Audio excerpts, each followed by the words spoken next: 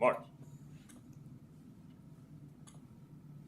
Left, left, left, right, left, left, left, left, right, left, left, left, left, right, left, left, left, left, right, left.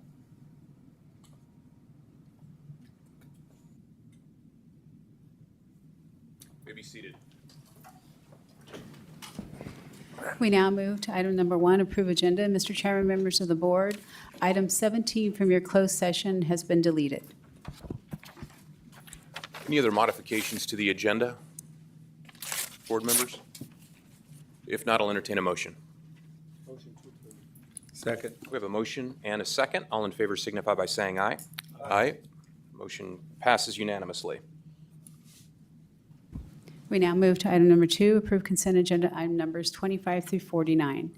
Mr. Chairman, members of the board, item 37 has been deleted from your consent. Item 37, and a quick question I have. So I don't remember if it was item 46 or 47. I think both of those items require 4/5 vote. I don't know if we needed to make an announcement if we don't pull that from consent, council. It's not necessary to pull it to consent so long as the board votes with 4/5 vote, and we keep track of that is adequate. We've talked about in the future making sure that that's marked on the agenda clearly for each such All right. item. Excellent. Just making sure. Any other board members wishing to pull any of the consent items? Seeing none, anyone in the public wishing to pull or comment on the consent agenda? Good morning, Chairman Maxig. I'd like to pull item 39. 39? Seeing no further members of the public wishing to comment or poll, we'll close the public portion, bring it back for a motion for the remainder. Motion to approve. We have a motion and a second. All in favor signify by saying aye. Aye. Anyone oppose? Seeing none, that passes unanimously. We now move to item number 3 under Chairman Maxig, proclaim April 2024 as Child Abuse Prevention Month in Fresno County. And I believe we have some representatives from the Department of Social Services. And thinking about just the harm that's caused to children, lifelong harm, when child abuse does take place, it's so critical for services to be there for children because children are our most valuable resource that we have here in the county. And we have some representatives here. Sonia, if you can maybe introduce some of the folks that are here and talk a little bit about this proclamation today. Good morning, Chairman, members of the board. Sonia Brigade, Department of Social Services Director. And with me is Kim Smith, our Deputy over Child Welfare, and Roy McBurdy, one of our Program Managers in Child Welfare, and Esther Franco, our Fresno County Child Abuse Prevention Council Executive Director. And I'm going to hand this over to Kim to give you a little bit of an overview about this proclamation. Thank you. Good morning, Chairman Masick and members of the board. I'm Kimberly Smith. I'm with Department of Social Services. I want to start by thanking your board for recognizing April as Child Abuse Prevention Month. We are honored to bring this proclamation forward as DSS strives to assist a wide range of families in our community to achieve health, safety, and stability. We would like to take this opportunity to say thank you to our social workers and collaborative partners throughout our community for all their hard work and dedication to the families of Fresno County. Child Abuse Prevention Month recognizes the need to support continuous prevention efforts. Our future depends on how much we invest and make a difference in the lives of our children and youth today. With the funding from the Families First Prevention Services Grant, DSS is able to implement plans to increase supports for families, improve services of existing and new programs, and overall well-being of children and youth in Fresno County. Today, DSS would like to highlight some of our efforts and resources given for child abuse prevention. Good morning again. In 2023, Fresno County Welfare Reporting screened in over 16,000 calls for suspected child abuse. These calls resulted in 7,636 child abuse investigations, highlighting the gravity of the situations faced by vulnerable children and families in our county and underscoring the urgent need for intervention and support in our community. It is important that we not only reflect on the challenges, but also celebrate the strides that we've made in protecting our children and supporting families in need. DSS serves as a lifeline for over 1 million families, providing essential assistance such as cash aid, food support, and crucial housing services. Yet poverty continues to cast a long shadow over our community, disproportionately affecting the most vulnerable among us. It should be noted that poverty should never be a reason for child welfare involvement. Rather, it should serve as a call to action for comprehensive support and prevention strategies. In 2023, in collaboration with stakeholders and those with lived experiences, and under the guidance of California Families First Prevention Act, Fresno Comprehensive Plan was approved by the state. The plan highlights the need for prevention efforts, particularly in supporting parents and guardians of children ages 0 to 5. DSS recognizes the need and is committed to providing tailored services and resources to empower parents and caregivers. This plan also signifies a paradigm shift towards proactive intervention and support, aiming to address the root causes of familial distress and prevent crises before they escalate. Through initiatives such as voluntary family maintenance services, differential response strategies, linkages, housing supports, culturally responsive advocacy, partnerships with neighborhood resource centers and community-based organizations, and by funding programs such as home visitation programs, celebrating families, and partnering with educational departments, we are committed to fostering resiliency and stability within our community. Thank you. Esther Franco. I've had the privilege of serving as your director for the Child Abuse Prevention Council for 17 years now, 2 years prior as a volunteer. And in that time, we focus as much as we can on primary prevention. Department of Social Services is intervention, and primary prevention means preventing abuse before it occurs, and it does work. We work with all the birthing hospitals, and right now the primary causal factor is substance use. Our April convening was 2 weeks prior to today's date, and we were honored to have both our police chief, Balderrama, and our district attorney, Lisa Smithcamp, serve as speakers and discuss how substance use has a long-term impact on our infants, children, families, and thus our community. So it's very important. Substance abuse is a real problem. I'm also the facilitator for child death review through the coroner's office. And for the first time in 10 years since I've been doing this, we're seeing children don't die of maltreatment. They survive it and then they act out in their teens. And so we're seeing deaths because of methamphetamine, meth, and fentanyl. And so we're very lucky to have the district attorney who's been very vocal to talk about the issues of substance use and her quotes. So we work closely with them, and we're trying to promote community awareness to provide this information to parents, and it does work. I had a young woman, I was at Centro La Familia's Family Strengthening. Our mission is to coordinate community efforts, and so we work with other agencies, all of the neighborhood resource centers. And a young woman came up to me and said, "Oh, I got that information at the hospital. I stopped my husband from shaking my baby. When I showed him the information, he got so scared." So we just saved a baby's life by providing information. So our community partners, like I said, family resource centers, we provide this information to the birthing hospitals, other agencies, and so I want to thank you for that support. Any supervisors wishing to comment?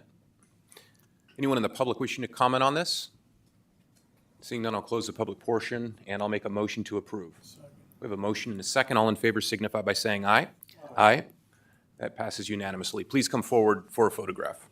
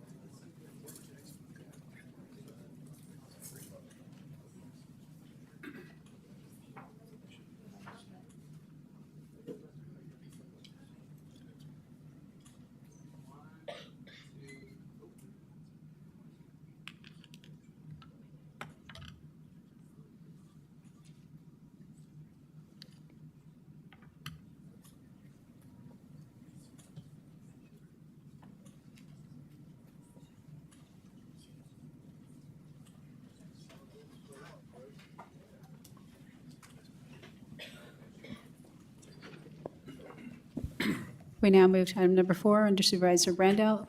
Proclaim April 21 through 27th as National Crime Victims' Rights Week. Thank you, Mr. Chairman. So I'd like us to consider proclaiming this week as National Crime Victims' Rights Week. We have Chief Probation Officer Kirk Haynes here with us today. I know Karen Roach, the Deputy Chief Probation Officer, is here, and it looks like a whole posse. So Yeah, we're rolling deep this morning, yes? yeah, that's So we're gonna great. get everybody up and we can come on both sides. Strong representation. I appreciate it. Chief, I'm just going to mention a few highlights, and then I would love for you to make some comments as well. Absolutely. Before we take a vote. All right. April 21st through 27th is recognized as National Crime Victims Week. This year's theme is How Would You Help? And option services and hope for crime survivors. The James Rowland Crime Victim Assistance Center is located in the Fresno County Plaza, and it provides much-needed services for victims and witnesses to crime. More than 8,000 crime victims were served last year alone.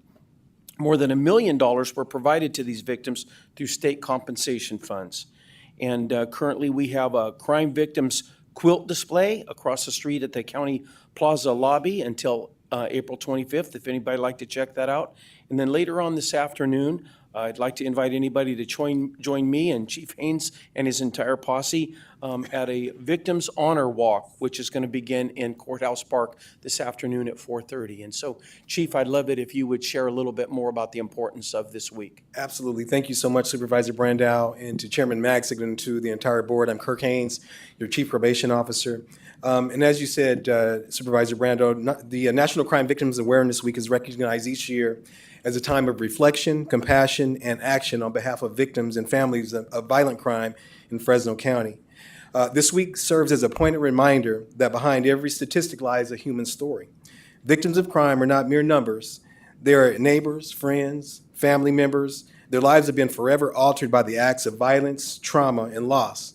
And so today and this week, we honor their resilience and their courage. Awareness is the first step toward change. And throughout this week, we strive to raise awareness about the impact of crime on individuals, families, and communities.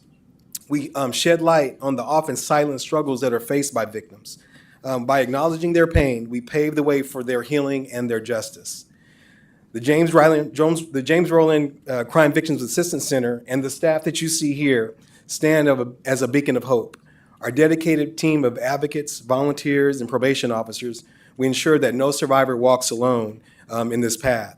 We listen, we validate, and we empower victims to reclaim their voices. And we know that healing is not linear, but it is possible. Our center provides vital resources to guide survivors toward healing. We advocate for the rights, and we ensure that they have a voice in the criminal justice system. So as we gathered this evening and this week, join us as we break the silence of the surrounding crime. Let us amplify the voices of the survivors, encourage them to share their stories without shame or fear. And by doing so, we dismantle the stigma and create a supportive community that says, you are not alone. And so I want to say thank you again, Supervisor Brandow, and to the board for recognizing us today. Now I want to recognize Deputy Chief Vicki Noel, who is the Deputy Chief overseeing the CVAC unit, and also Karen Roach, who is the Assistant Deputy Chief and the coordinator, along with all of her staff of this week's events. And she'll talk a little bit more about tonight and the rest of the week. Thank you, Chief. Good morning, board members.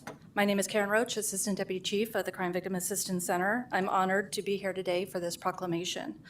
The proclamation represents to all of us, our staff. Some of them, only a few of them are here today. My staff is 26 deep, 26 staff that service the whole entire county. All of these staff behind me have dedicated their professional lives and careers to serving the citizens of Fresno County whose lives have been touched by crime. They all work tirelessly to uphold victims' rights, provide services that are tailored to each client's needs, treat each client with care and compassion, and assist their clients through the healing process. In recognition of National Crime Victims' Rights Week theme, options, services, and hope for crime survivors, we are hosting, like Board Member Brandow indicated, an honor walk and resource fair, bringing together close to 28 different community agencies that all service crime victims at our resource fair today. This is our first attempt at a resource fair, and I think we're doing a pretty darn good job. Got 28 community agencies to be there to highlight the services and hope that they provide crime survivors. Our honor walk will take place at Courthouse Park at 4:30, and that's our opportunity to provide a safe space for survivors, families, community members, service providers, law enforcement, all to come together showing support and hope for the survivors that we work with as we walk along their path with them towards healing. So I want to thank you again for recognizing the important work that our unit does on behalf of crime survivors of Fresno County. There are flyers about our event that I put in the back. Should anyone in the public want to go grab one, we would love everyone to come and support those in our community that have been touched by crime. And I want to thank these lovely staff of mine, just a portion of them, for all the work that they do. This is the heartbeat of the services that are provided to your citizens that have been touched by crime. So these fantastic people have dedicated their whole entire professional career to service. So I want to thank them publicly, and Chief Haynes and Vicki Noel also for allowing us to do what we do, as well as you. We work for you. So thank you. Could go out to the public. Sure. And so with that, actually, Supervisor Brandau and Supervisor Quintero yesterday got to attend an event where there were victim heroes who stood up and made sure that individuals who carried out certain crimes were held to account. So many times when we think about laws and how we operate locally, statewide, and even nationally, we forget about victims and the impact to victims. And so really appreciate what your department does, the fact that we have a whole unit that work with victims of crime, as well as the work of the district attorney's office as they walk alongside victims as perpetrators are being prosecuted. With that, anyone in the public wishing to comment on this item? Seeing none, I'll close the public portion and bring it back. Thank you, Mr. Chairman. I'd like to make a motion to proclaim this week as National Crime Victims Week. We have a motion and a second. All in favor signify by saying aye. Aye. And that passes unanimously. Please step forward and get a photo with us.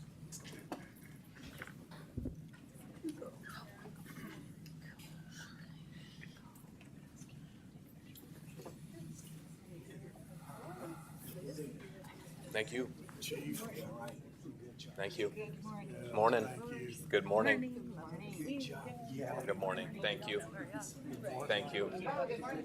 Thank you. Thank you.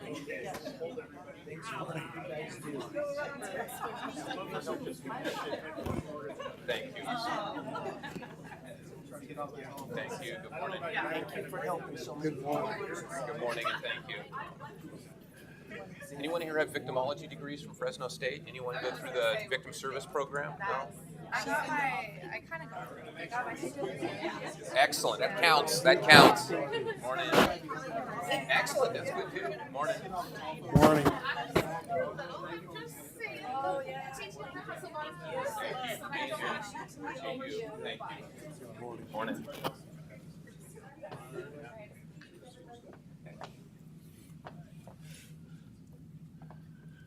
All right, everybody up on here. 1, 2, 3. One more. 1, 2, 3.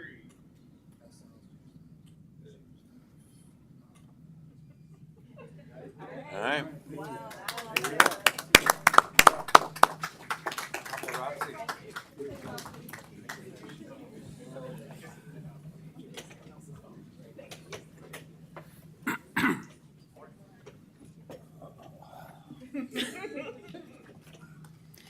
We now move to item number 5, under Supervisor Brandau, proclaim April 24, 2004 as Day of Remembrance of the Armenian Genocide.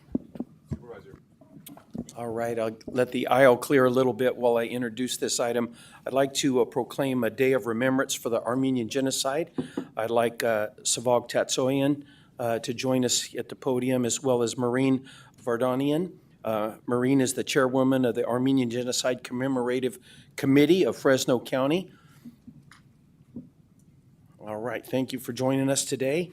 Good And, morning, Mr. Chairman, members of the board, Mr. CAO, County Council, and Madam Clerk. Before I turn it over to our chairwoman of the local Armenian Genocide Committee, I want to thank Supervisor Brandow for bringing forward this resolution on behalf of the survivors and the offspring of the survivors of this terrible tragedy. I also want to thank your staff for working closely with us in making this happen. So before I turn it over, rightfully so, to Ms. Vardanian Peters, and yes, Supervisor Quintero, she's a relative to the legendary Regina, who we worked with many moons ago. I want to thank you for wearing the Forget-Me-Not pins. As we look at your jackets today, you're wearing the Forget-Me-Not pins. It means a lot to the Armenian American community, the Greek community, and the Assyrian community, who all have been touched by this tragic affair. So at this time, Ms. Vardanian Peters, I'd like to introduce you to her. Good morning. Thank you, Board of Supervisors, for your efforts for this proclamation. As Sevag said, it truly does mean a lot for our Armenian community here in the Central Valley. And I just want to take a moment to also share with you our commemoration efforts we have for tomorrow. We have our event at Fresno State that we would like to invite the community out to. We will be commemorating the 109th anniversary of the Armenian Genocide at the Maple Mall at Fresno State at 6:30 p.m. And so we hope the community will join us to honor the martyrs of the genocide. Thank you. And with us this morning are members of the local committee.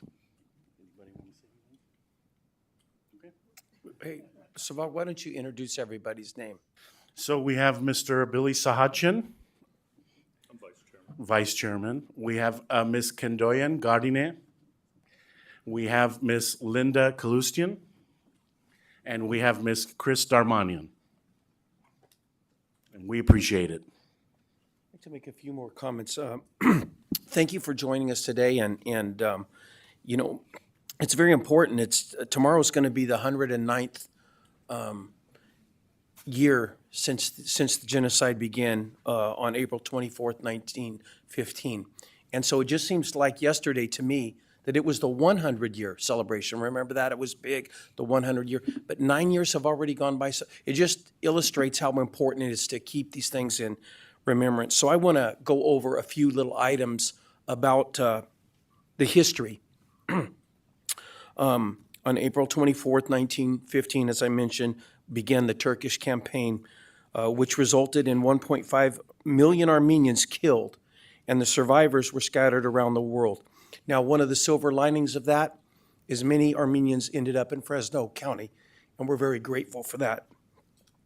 The Fresno County Board of Supervisors would like to recognize today as the 109th remembrance of that genocide, the initiation of that genocide. And you had mentioned the event tomorrow. There's a couple events tomorrow. There's going to be a flag raising down the street at City Hall. I won't be able to attend that one because Supervisor Mendez and I have a meeting that we're a part of tomorrow. But I am going to be at the Armenian Genocide Commemoration tomorrow evening at Fresno State at 7 p.m. And I'd like to invite anybody to attend either one or both of those functions. And so with that, Mr. Chairman, I'd like to make a motion to proclaim a day of remembrance for the Armenian Genocide. We have a motion to second. Anyone in the public wishing to comment on this item? We have one member.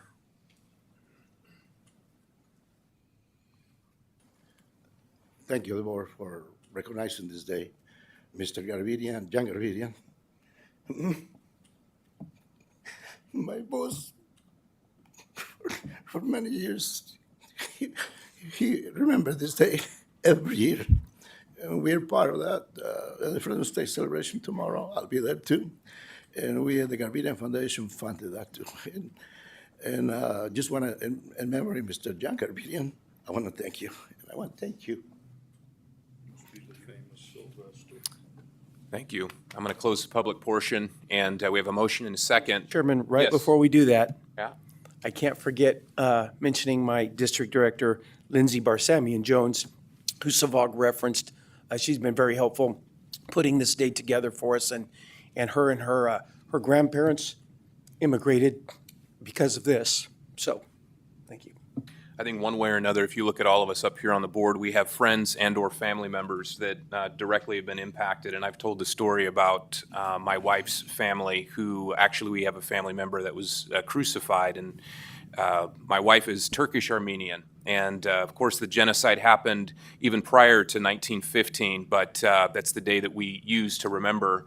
And so we here in Fresno County recognize those events, and all of us have been touched by it. We appreciate you carrying that story forward so we never forget. So with that, we have a motion and a second. All in favor signify by saying aye. Aye. Aye. That passes unanimously. Why don't you come on forward and let's take a photo.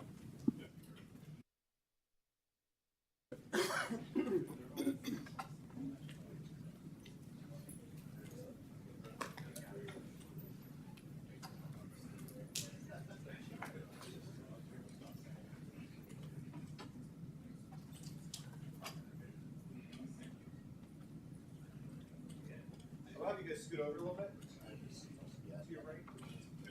Sorry. Go ahead and scoot on over. We'll try to get you in the middle. Coming. Keep going. Keep going. A little more. A little more. So that. One more little off. Right there. There. Come on over. 1, 2, and 3.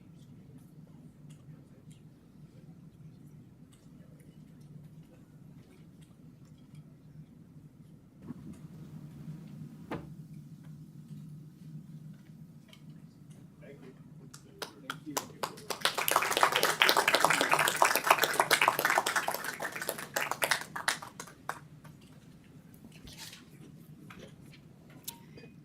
We now move to item number 6 under Supervisor Mendez. Proclaim May 12th through the 18th, 2024 as Peace Officer Memorial Week and May 15, 2024 as Peace Officer Memorial Day in Fresno County.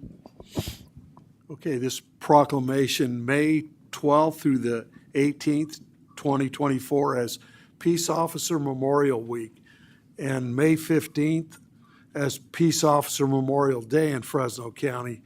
Attending to accept the proclamation is Sergeant Edward Mayo, and he's representing the Fresno Sheriff's Office and is the Vice President of the Fresno County Peace Officers Board.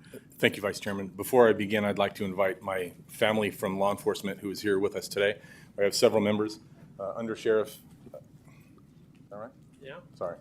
Under Sheriff Steve McComas, Administrative Services Director Steve Forker, Lieutenant Adam Maldonado, Chaplain Tim Ramirez, Deputy Sheriff Eric Schmidt, the President of the Fresno Deputy Sheriff's Association, and I see some of my brothers from the California Highway Patrol. I'd like you to join us up here as well, please.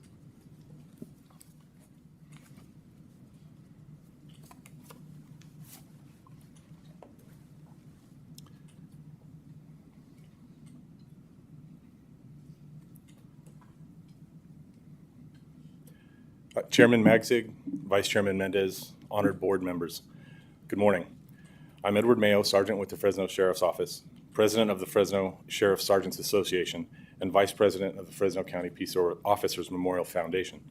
Here today with me from the memorial is Deputy Greg Little and other members of our law enforcement community. Thank you for taking the time to honor those peace officers who gave their lives in the line of duty in Fresno County. On the first Thursday of May, we come together to respect, honor, and remember those that have made the ultimate sacrifice in the line of duty. On May 2nd, in Courthouse Park, we will conduct a ceremony. This ceremony is a solemn event, and we are thankful to have the support of the Fresno County Board of Supervisors. This year, we will be enrolling Selma Police Department Officer Gonzalo Carrasco, whose life was taken in an act of violence on January 31st, 2023, while patrolling the city of Selma. Officer Carrasco is the first police officer in the city of Selma who lost their lives in the line of duty. Officer Carrasco's name will be added to the memorial in Courthouse Park, bringing the total number of law enforcement officers who lost their lives in the line of duty in Fresno County to 64. Every year, to commemorate these events, the Fresno County Peace Officers Memorial Foundation designs a coin and a pin to honor those who have paid the ultimate sacrifice. And with that, I'd like to introduce Deputy Greg Little, the Treasurer of the Fresno County Peace Officers Memorial Foundation. Good morning. I'm Greg Little, Fresno Deputy Sheriff and Treasurer of the Fresno County Peace Officer Memorial. Our memorial is one that encompasses all of police officers for the entire county. It's unique in that distinction, from the large agencies, Fresno County Sheriff's Office and Fresno PD, to even the small agencies like Mendota, Orange Cove, Parlier, and all the small areas that we cover. Each year we do a fundraiser with the coins of the pins. That's our primary mode of income, and we rely heavily on donations. We do not receive any state or federal county money for this. Most of the money that we get comes from the Fresno Deputy Sheriff's Association and the Fresno Peace Officers Association. I'd like to thank both of them for their ongoing support, and thank you guys for recognizing us today.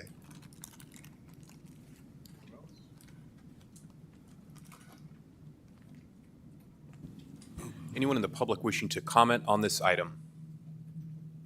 Seeing none, I'll close the public portion, and I would just want to thank our members who wear the uniform, especially the Sergeants Association, who's been spearheading the effort to create a memorial, and all that all of you do to really take care of Fresno County. You do an excellent job. You represent the county well. With that, I'll entertain a motion. Make a motion. We have a motion to approve this and a second. All in favor signify by saying aye. Aye. That passes unanimously. Please step forward for a photograph.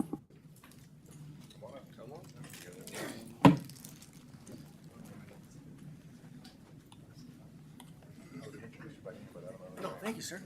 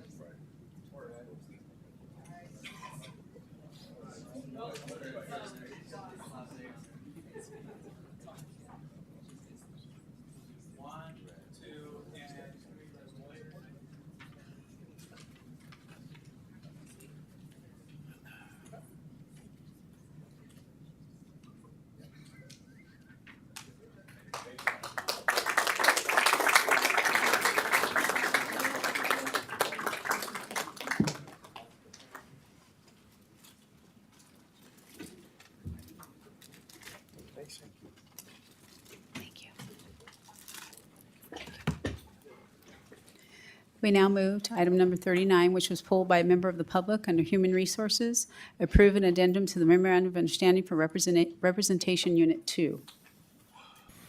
And Riley, I don't know if do you need a presentation on this, or is this something you'd like to speak to specifically? All right, I'm going to open up the public portion. Anyone in the public wishing to comment on this item, please step forward. Good morning, Chairman Maxig, Supervisors. My name is Riley Talford, President of SEIU Local 521, Fresno County Chapter, and Unit 36 member employed by the Probation Department, serving as a Supervisor Juvenile Correctional Officer. I'm here today in support of this agenda item. As a supervisor in charge of scheduling for the facility, I've had a front row seat in witnessing the attrition of officers in the facility. The department thus far has been unable to sustain the workforce for a job that has overgone massive change since I started my career, with one of the biggest changes being the supervision of young adults who are in some aspect older, bigger, stronger than the staff charged with direct supervision of them. Couple this with limited tools to deal with aggressive and non-compliant young adults, the pay has been inadequate to attract and retain newly hired staff. Law enforcement careers in general have seen a steady decline in the workforce. However, careers within the 24-hour facilities have seen exacerbated decline. In fact, the probation department has had to declare a state of emergency and having the deputy probation officers augment shift coverage within the facility. Thus, I thank the board for your movement in addressing salary, as it is hoped that the impact of receiving a just salary commensurate with the work and inherent stress of the job will help attract and retain new officers and keep current officers who are wavering on changing careers due to pay inequity in this changed working environment. Lastly, I will ask that this board give direction to county HR to quickly review and resolve the compaction issue created in that this increase in salary will bring our subordinate employees on par with supervisor series within the classification. Further, I would ask the board have county HR review and take a vested interest as it relates to supervisory salary spread. Thus far, the board has been very active in addressing salary inequity of line staff and management classifications. However, supervisory classifications in general have been ignored. I thank the member of this. I'd like to thank the board, CAO Nerlin, Director McGill, and Human Resources Manager Delatorre for greatly improved relationship, communication, and fair dealings with labor. Thank you.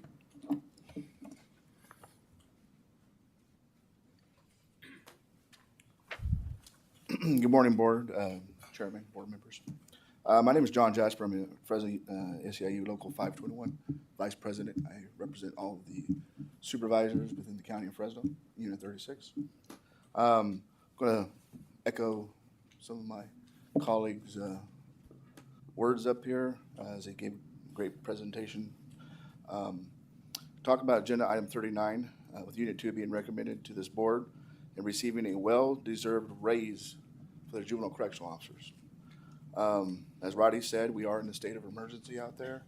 We have, the department has deployed DPO classifications 1 through 4 to help mitigate our staffing issues out there. We were having officers working 16 hours every other day, and it really impacted the facility. With our vacancies that are going on, the JCO classification, we want to stand up here in union with Unit 2 and say, yes, they deserve that raise. However, as it's already been mentioned, we want to point out compaction issues within Unit 36. We are supervising these officers, day-to-day operations. The watch commanders are filling shifts. They're having to order over people at times to, hey, you can't go home, you have to stay here. And that pay raise will really help attract other officers or candidates from local or outside agencies to come and help support or get on board with the Correctional Officer Series. With that, I want to segue into a real quick issue that SEIU does have, Unit 36. We've been reviewing some matters regarding a serious group grievance that has been filed against the county's probation department. To date, the SEIU has had several communications with the probation department in the county of Fresno. We have not received any request for information as pursuant by law under MMBA. So this led us to come here today and request that we're going to ask each board member, we're going to ask for a meeting with the board to address these issues. We want to have a working relationship with the county as the SEIU. We've come a long way, but not getting the information that we need sort of interferes with that process. So I can be contacted at the Union Hall, Fresno chapter, or through our president, Riley Talford. Thank you. I'm going to close the public portion. Any board members need additional information from staff, or do you feel like you're informed enough on this particular item? All right, and I'm going to, Mr. Haynes, I'm going to open the public portion again for you if you'd like to share a few words with us. Thank you, Chairman Magzig, and to the board. Kirk Haynes, your Chief Probation Officer. First, I just would like to acknowledge and say thank you to our supervisors out at the Juvenile Justice Campus for their support in this this item so that we can do something about the pay of our juvenile correctional officer staff. And I want to just say thank you to the board for hearing the department and for addressing it. And so we're doing a lot to move that needle forward to bring aboard more staff so we can stabilize our retention and our recruitment efforts. The second thing, we have been working with County HR Council and with SEIU in regard to the gun buyback program, where we've had some some negotiations and how we've been working through that. So we'll continue to do that, just so that you can be aware of the second item that they brought up. And I'm here for any questions if you have any. Thank you for sharing, and obviously, some of those other issues aren't agendized, so we can't really dive into that, but thank you for putting it on our radar. Thank you. All right, with that, I'm going to close the public portion. I'll entertain a motion for approval. Motion to approve. We have a motion. Is there a second? We have a motion, a second. All in favor signify by saying aye. Aye. That passes unanimously. That concludes all our consent items that were pulled from this morning. We now return to the regular agenda. Item number 7, under Chairman Magzig, receive verbal presentation by California Highway Patrol Captain Austin Matalone on fatal traffic crash information in Fresno County. All right, and I'll introduce this item. So over the course of the last, really, almost a year, I've had the pleasure of interacting with Captain Matalone and his staff.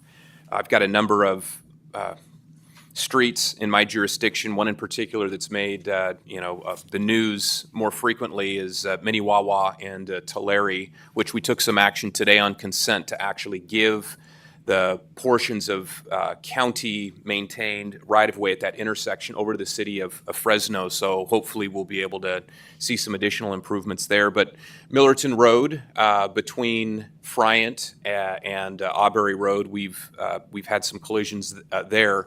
So really over the course of the last year, I've been spending time with the Highway Patrol just trying to find out what more can the county do.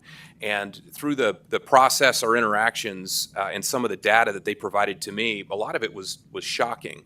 One statistic that was just shared with me recently, which was very concerning, I believe last year, 26% of accidents involved someone without a license in Fresno County. That was last year. And so that's shocking to me because many times when we see these accidents, a lot of people say government needs to be doing more. But at the end of the day, people need to be following the law. And just a lot of people are out there speeding.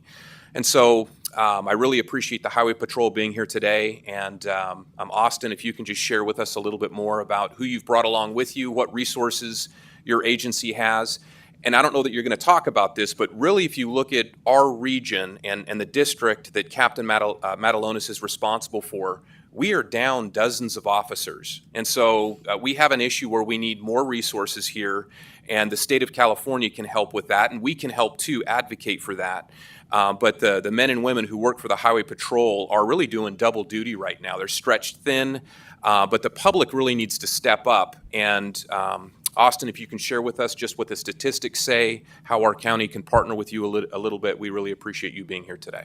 Mr. Chairman, thank you. Members of the board, good morning. Mr. Magzig, it's been such a pleasure working with you over the last couple of years. We've had so many challenges. And just to give a brief overview, my name's Austin Matalone. I'm new here. I've only lived here 3 years. But my wife, born and raised in Kerman.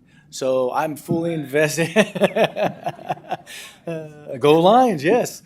I'm fully invested in the Fresno area. My 2 lieutenants, Ryan Monahan and Jeff Mesa, they are both living here and invested. Their kids are here. So you have leaders within the CHP here in Fresno that want to be members and want to work with you and to solve this problem, because we do have a problem here with our fatal picture. So we don't cover the full 6,000 square miles of Fresno. We have 4,000 miles of it. Los Banos and Kalinga have 2,000. So as you see, we have a little challenge here. We have 2 resident posts, Shaver Lake and Kings River, and we have about 60 officers on patrol daily. Or not daily, but that get put out on their shifts. We also have a dispatch center attached to our office. And to break it down for you, there's communication centers, which are standalone facilities. There's 6 of those in the state. And then there's 18 dispatch centers in the state. Of those 18, Fresno is the busiest dispatch center in the entire state for the Highway Patrol. We took over 300,000 calls last year. So you can see how many calls for service we're getting with those short bodies. And you're absolutely right. Statewide, we are down bodies, just as every other law enforcement agency is. Luckily for us, we're down about 23% for our staffing levels. Right now, we have 3 academy classes going, which is historic for the Highway Patrol. And so we're hoping to see a slow increase in our staffing levels. Now, let's talk about what we did last year. Enforcement-wise, we had nearly 40,000 enforcement contacts. That's about 108 a day. We had a little over 1,500 DUI arrests. We issued a little over 27,000 citations. and we provided nearly 7,000 motor services helping the public. So even with all that action, we had a total of, this is 2023, 5,192 crashes. Of that, 3,117 were property damage, 1,198 were possible injury, minor injury, or major injury, and of that, 87 were fatals. Crash times here in the city, I'll give you, it's from 1,400 to 1,900 hours are our peak crash times, and then again from 7 to 900 is the next peak time. So commute. What are the top 5 PCFs, or primary collision factors? Speed, just like Chairman Magsic said, unsafe turning movements, DUI, unsafe lane changes, and failure to stop at posted stop signs. Now you take those and you look at all the enforcement we've done, and you take all that together. If you look from 2016 to 2023 to present, to right today, the last 7 years, in this month, we've had 720 people lose their life. 720 people have lost their life in Fresno County due to vehicular accidents. So what are we doing? There's things we were trying to do. We were doing our enforcement campaigns. We're doing special enforcement details where our sergeants take our shifts and we try to go out and target specific areas where we see there's specific problems. We're really big on our education. I think this is where I'm hoping we can partner and work together in our education component. We have our Start Smart every 50 minutes, right turn, age well, drive smart. All of those things, we have our car seats. If we can get into your communities and start educating people on proper driving habits, that's what we need. We're looking at our engineering issues, and I want to say this. Your county roads crew are amazing. They are absolutely amazing. You look 2 years ago, we had that big storm and the roads were washing out and everything was falling apart. They stepped up and they kept the ancillary roads going, and I just cannot thank them enough for how hard they work each and every day. So props to them. They are an amazing group of people. We're looking at our emergency response. Do our emergency responders, how are they getting the training they need? Or we have our medical staff's training. What emerging technologies are out there? What can we do and look to prevent, to respond, identify to these crashes? We're focusing on removing impaired drivers through our checkpoints, through our grants to remove impaired drivers. We're focusing on occupant restraints, intersections, pedestrians, work zones, and educating our young drivers on the dangers of driving. If you look at our peak group, those who crash the most are the 16 through 18 group, and then it begins to drop. And then you know where it spikes again? 50. What causes that?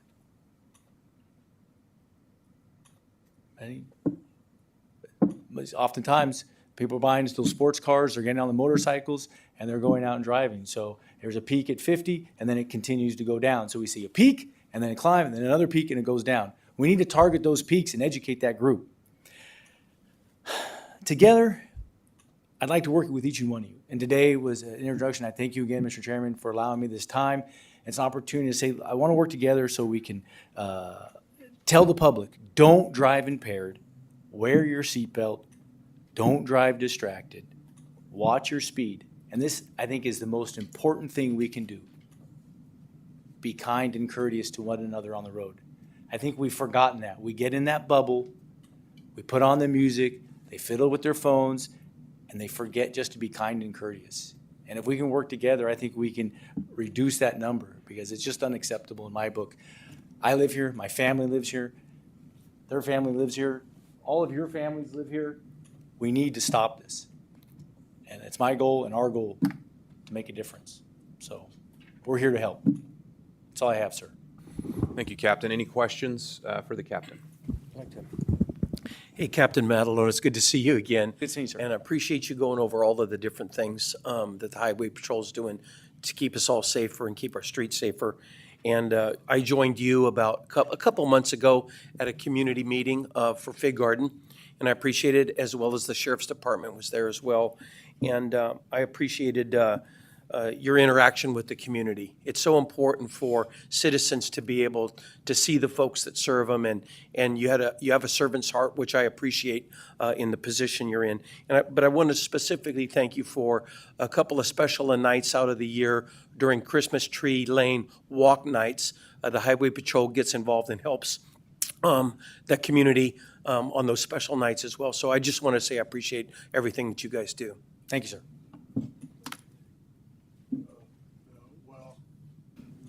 I'm shocked that you were shocked about the number of unlicensed drivers. Were you shocked, Brian? Well, that's pretty common in our Yeah, I areas, mean, yeah. you need to get out of Clovis. It's such a nice place, though. It's not, it is a very nice place, but the rest of the county, you know, you see that, it's pretty obvious. Yeah. And these guys have a terrible job. Yeah. Because they have to not only put up with that, they have to put up with stupid drivers. I will say it was very, very informative, and appreciate your presentation today. Thank you, sir. So with that, thank you very much. There's no action on this, so we just really appreciate you coming forward today. And I think out of this, one of the goals that you had is maybe an opportunity where you could work throughout the entire county and all 5 of our districts.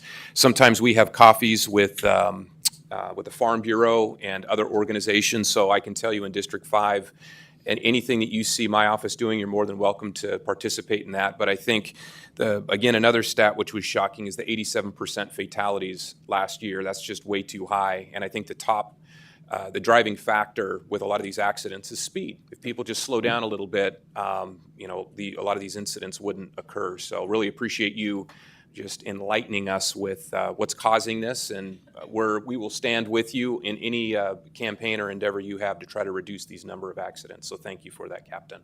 Thank you, Mr. Chairman. Thank you all. With that, we'll move on to the next item. We now move to item number 8, under Supervisor Pacheco, conduct first hearing to amend the Fresno County Ordinance Code Title II, Chapter 2.38, Section 2.38.030 to allow Children and Families Commission's presentations of annual audit and report to be placed either on the regular or consent portions of the future Board of Supervisors agendas. Perfect. And I know that there's someone in the back that wants to speak, and we're going to have a time towards the end of the meeting when you'll have an opportunity to share with the board on anything that you have related to anything. So you'll have an opportunity to speak. Supervisor Pacheco. Thank you, Mr. Chairman. I bring this item before you at the request of the Fresno County First Five. When this originally started, this was the format that was used. However, during their construction phase, the board wanted a more annual report. That is long since gone. It's pretty much a routine. The members appear regularly before the audit committee, and it would just seem to be more efficient if we could put this report on consent rather than have them come here and present what's already been presented to the audit committee. I've been the chairman for over 5 years now of this organization. There's been little to no issues when they come to the board, and I think it'd be in everyone's best interest if we could go back to the way it was. If we have a full presentation, if any of you want a presentation, but that's the nuts and bolts of it. Yeah, I'm fine with this. I think the makeup of this board was way different 10 years ago. All right, anyone in the public wishing to comment on this item? It's an action item. Seeing none, I'll close the public portion. Mr. Chairman, I'd make a motion that we have the first hearing to make this ordinance. I'll second it. We have a motion to second. All in favor signify by saying aye. Aye. And that passes unanimously. Thank you. We now move to item number 9. Mr. Chairman, members of the board, this item has a revision to the discussion section of the board agenda item. The original agenda item incorrectly listed District 3 as the impacted district. District 1 is the correct impacted district. My staff is distributing a revised agenda item to your board now. Under the Sheriff Corner Public Administrator, approve and authorize chairman to execute agreement with Washington Unified School District. Thank you. Good morning, Chairman Maxig and members of the board. My name is Adam Maldonado. I'm a lieutenant here at the Sheriff's Office. Also with me today is Director Tom Truster. The item before you today is a request to add a deputy sheriff at Washington Union School District. The approval of the recommended action will add an additional deputy and the associated cost to have a dedicated deputy to fulfill the responsibilities of the agreement, and I'm here for any questions you may have. Anyone in the public wishing to comment on this item? Seeing none, I'll close the public portion, bring it back for motion. Mr. Chairman, this item's from my district. I would make the motion to approve this item. Yeah, I'll second it. We have a motion, a second. All in favor signify by saying aye. Aye. Passes unanimously. Thank you. We now move to item number 10. Under Administrative Office, confirm appointment of Sally Gomez effective April 29, 2024 to the position of County Librarian. Good morning, Chairman, members of the board, Paul Nerland, your CAO. I'm going to ask Sally Gomez if she would to walk up to the podium. This is one of the favorite parts of my job is recommending someone for an important job here in Fresno County. After a robust process, I'm happy to recommend to you for appointment Sally Gomez as our next county librarian. But let me tell you a little bit about her. She's worked with the library for over 20 years. She started as an entry-level librarian, moved up supervising principal. She has served as the interim county librarian since October of 2023. She received her BA in Mass Communication and Journalism from Fresno State, master's degree in Library Information Science from San Jose State University. In her free time, she loves running, watching cooking and home renovation shows, searching for new podcasts, and maintaining peace between her 3 Chihuahuas. So I want to learn more about that.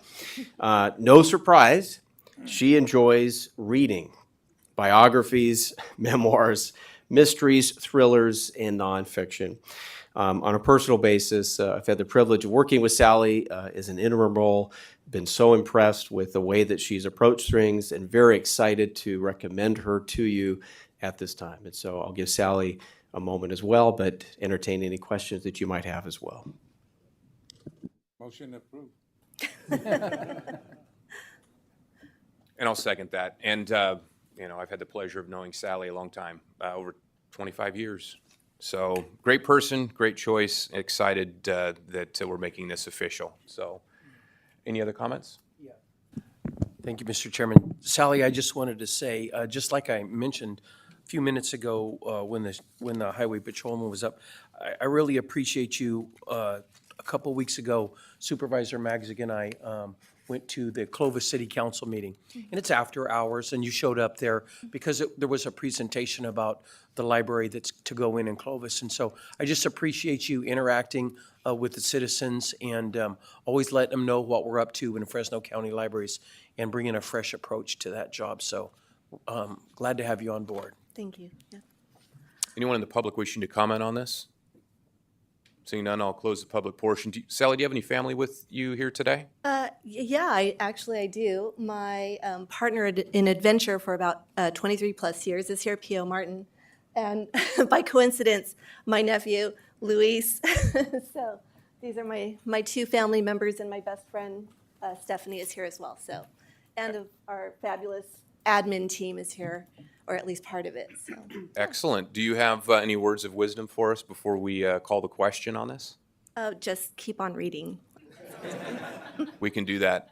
We have a motion and a second. All in favor signify by saying aye. Aye. Passes unanimously. And if you'd like, you're more than welcome to come forward. We can get a picture with you. That way, this will be your official first picture as the permanent director. That sounds great.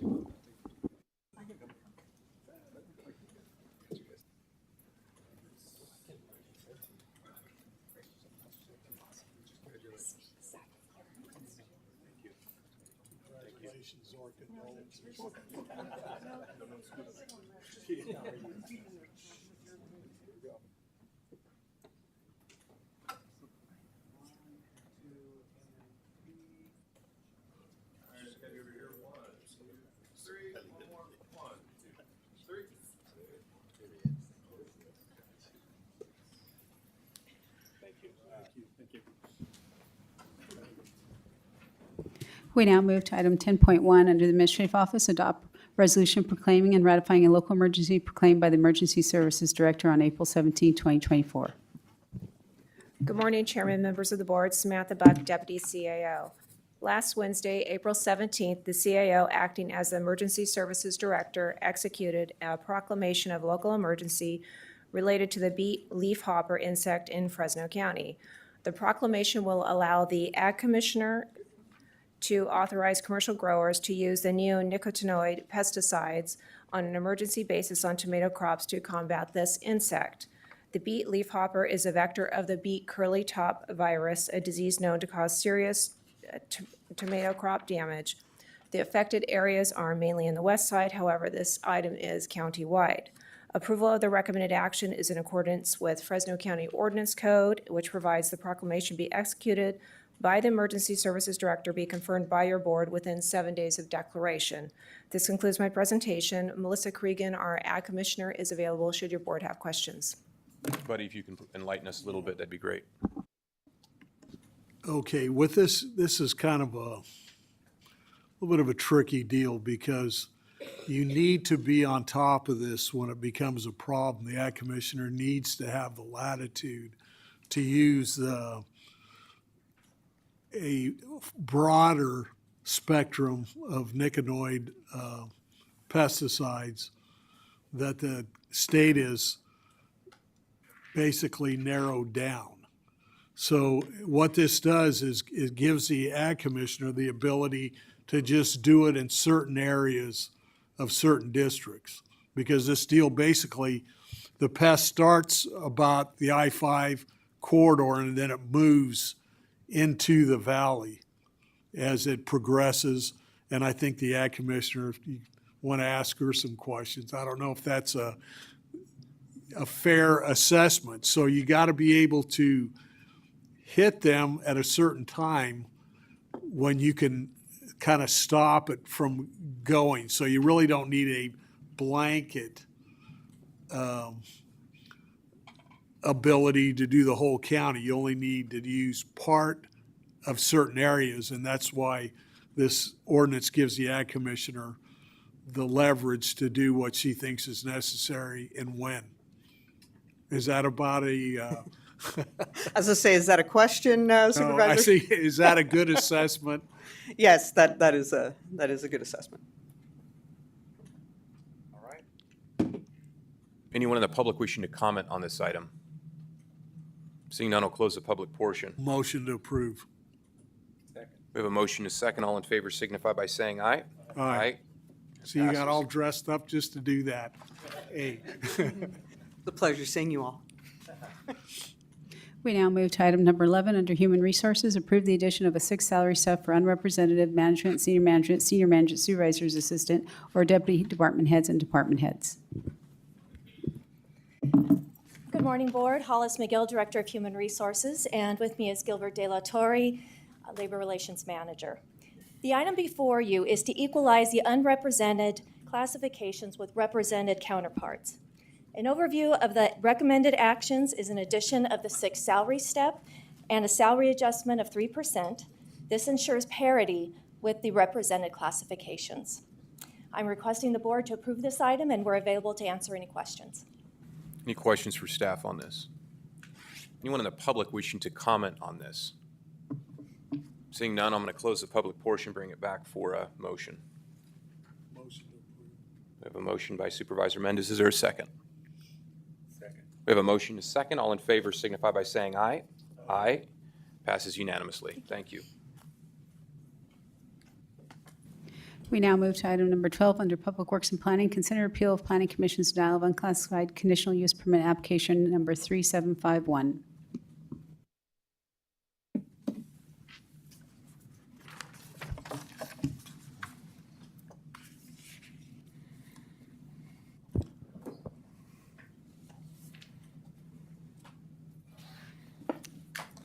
Good morning, Mr. Chairman, members of the board. I'm David Randall with the Fresno County Public Works Planning Department. The appellant for this appeal of the Planning Commission's action submitted a written request on April 3rd to have this appeal hearing continued. As the public notice had already been noticed, it remained on the agenda. At this point, the board has their discretion whether to hear the item or continue it. If you wish, I can continue with a brief introduction and a summary or take your direction. That's mine. Yeah. Based on the information we just received, I would be okay to grant the continuance. However, I would say, Mr. Chairman, if anyone has come not knowing that this item is going to be continued, if they took the time to come today, I would ask your leniency if maybe you would let them speak to this item, because maybe they won't be able to make it next time, if that would be appropriate. Fair enough. So with that, this is item 12. Anyone in the public wishing to speak to item 12, there has been a request to not take any action today, but if you're here to speak to item 12, please step forward and share your concerns and/or comments.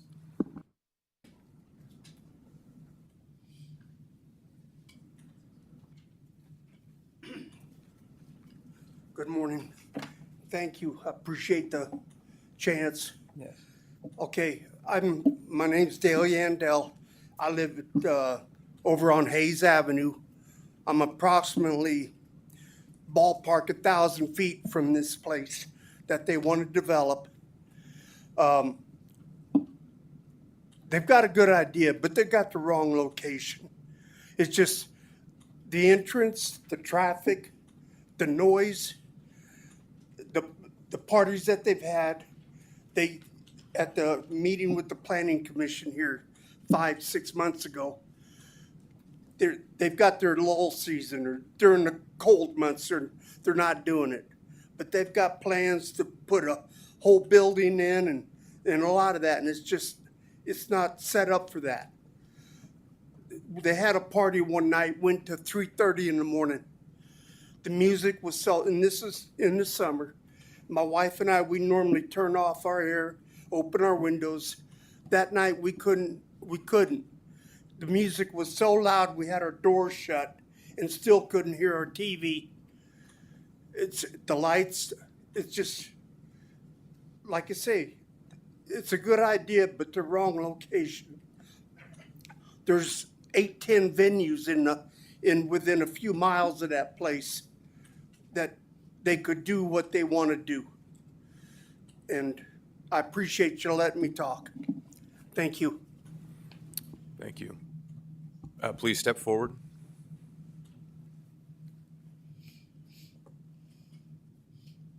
I'm here, Suzanne Frisbee, and I live on Hayes Avenue also, my husband. And we're right off the corner, we're the fourth house off the corner of Hayes and Shields. And also we see the parties, we hear the parties, and it's horrible.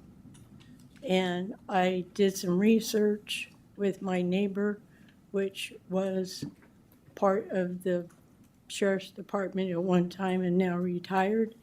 There is 8 locations within a 4.4 mile area that they can have parties at. And if you need the locations, I've got it on my phone. And they can rent anything they want in these locations and have all the parties they want already in the 4.4 miles. We don't need another one. We all moved out there 40 years ago. We're all retired. We don't need a bunch of parties. There's children still going to schools out there also that can't sleep when they have parties. They had one the other day. They also invited the whole neighborhood to a pizza party so we could see what they're doing. Well, a pizza party in the middle of the afternoon is not what they're doing. They start maybe 6, 7 o'clock at night, and they go, like the man said, 10, 11, 12, 1, 2, 3 o'clock in the morning, depending on what it is. And we don't need another one with 8 other locations that they can do this with. They're located on Grantland, Clinton. The VFW Hall is located 1.7 miles from us. They have parties all the time there. Fraser Gardens is another one, is 1.5 miles. Gordon Plaza is 3 miles, and then there's another one on West Clinton just before you get to Grantland. I don't understand why we have to have another one in the neighborhood to keep our kids up and all the elders that want to go to bed. Thank you. Oh, we have another person wishing to comment on this item. Actually, both of you can step forward if you want, right here to the podium. Yeah, we need to make a line if you're going to do it in the interest of time, everyone's time. Good morning. My name is Roberta Nazaroff, and I also reside in the neighborhood. I would like to just address three things very quickly. The first being safety, the second being noise pollution, and the third being an invasion of our privacy. As you know, we do live in the country, and I'm not sure why we need a community center right in the middle of our neighborhood. It is very it creates a lot of problems. The structures for the roads out there are not conducive, and I don't know if you've been there, but the processions that lead into this park are very long and cause congestion. Not to mention that there's no turn lanes, there's just a lane going and a lane coming. The noise pollution, I know I was at the meeting prior to this in December of 2023, and there was mentioned to us that there were, I think it was 127 parking spots. 127 parking spots doesn't mean that 127 people will be attending. These parties are large, they are loud, and I'm raising young children out there. I worry about the safety of our streets. I have a young driver that just started driving recently. We have seen an increase in streetcar racing, is what we call it at our house, lots of noise pollution. And when the man that spoke before me talks about the noise level, it's absolutely amazing how loud it can be, even though it's in the country. So I would invite all of you to take a drive by and take a look at the structure, take a look at the location. We are families out there, and like they said prior to this, a community center right in the middle of our neighborhood just isn't conducive to what we're trying to do out there, why we're raising our kids out there, how we're keeping our kids safe. And I also am just wondering, when will we see like the next step of maybe even them requesting an alcohol license or something like that for these parties that they're going to be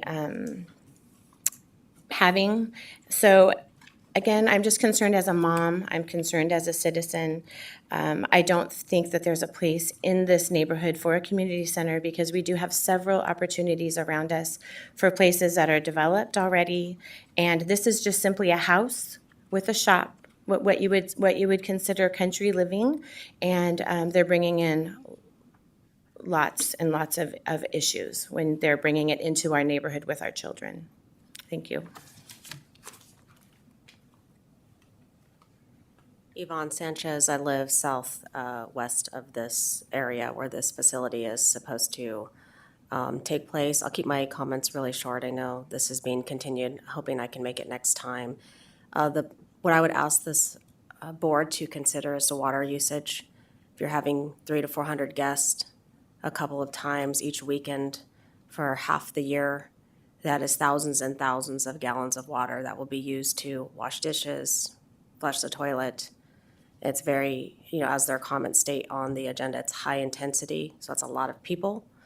And I don't know that our water table can sustain. We have a lot of farming already out there in West Fresno. Obviously, that extends on into the Kerman area, but it is something this board should think about. It is a family residential area. It is not conducive of something industrial. When we bought our 3 acres out there, we did not intend on living in an industrial facility. I would have purchased my home somewhere else if that was what our game plan was. But this is a business. Ultimately, it only serves the Indian community. We did call and ask about reservations, and you cannot book there if you're not part of a particular community, which is fine. We're all trying to help our own communities, and we're a very diverse county. However, I'm trying to understand where that involves the rest of the children that live in the neighborhood and the rest of the families. I would be fine with something that was during the day, regular business hours. That would make a lot of sense to me. But when we are having loud music and lots of traffic into the late hours on the weekends, early morning hours on the weekends, that becomes a problem for a family just trying to sleep in their home. Thank you.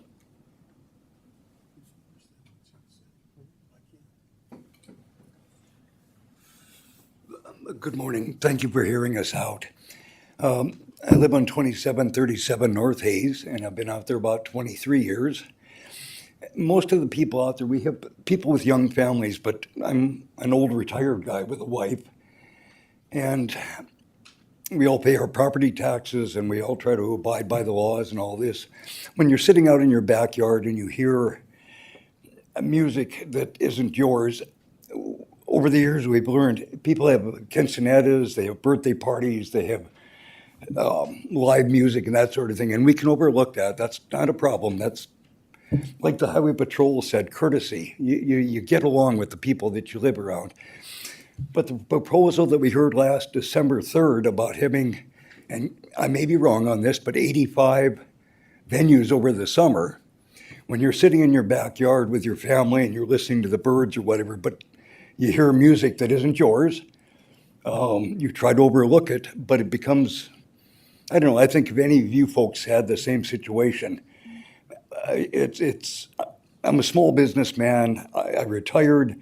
I believe in making a living, entrepreneurship, but this probably isn't the area to do it in. I mean, the city has moved out. There's a large housing complex right to the northeast of where this building is going up. They're not there. They're starting to fill. They're building houses, but it could become quite a problem after a year. The sheriff's department's got better things to do than listen to us calling them and going check the party out or sitting out there and looking for DUIs. Again, I'm done. Thank you for hearing us out, and I appreciate it. All right, thank you. I'm going to close the public portion, and I think we have consensus here that this item is going to be continued. So do we need a motion to that effect? Since we don't have a date certain, what do you want us to do? Yes, because you'll have to continue to a date uncertain because staff will have to renotice the, for the hearing. Brian? Mr. Chairman, then I would make the motion to continue this item to a date uncertain, and appreciate your courteousness to let the residents know who may or may not be able to attend next time, to let them speak their minds. Is there a second? I'll second. We have a motion, a second. All in favor signify by saying aye. Aye. Passes unanimously. We now move to item number 13, under Public Works and Planning. Consider appeal of the Planning Commission's denial of variance application number 4157. Morning, Mr. Chairman, members of the board. David Randall again from Department of Public Works and Planning. This item, variance number 4157, comes before your board on appeal of the Planning Commission's decision, which was a technical denial based on a vote of 2-3 with 3 commissioners absent and 1 vacancy. The proposal will allow the creation of a 2.5 acre and a 17.5 acre parcel from an existing 20 acre parcel in the AE 20 zone district. It's located on the east side of Temperance Avenue, about 0.17 miles south of Jensen and approximately two-thirds of a mile southwest of the city of Fresno. The application was heard by the Planning Commission at its February 8th meeting. The appeal of the Planning Commission's action was filed on February 21st by the appellant.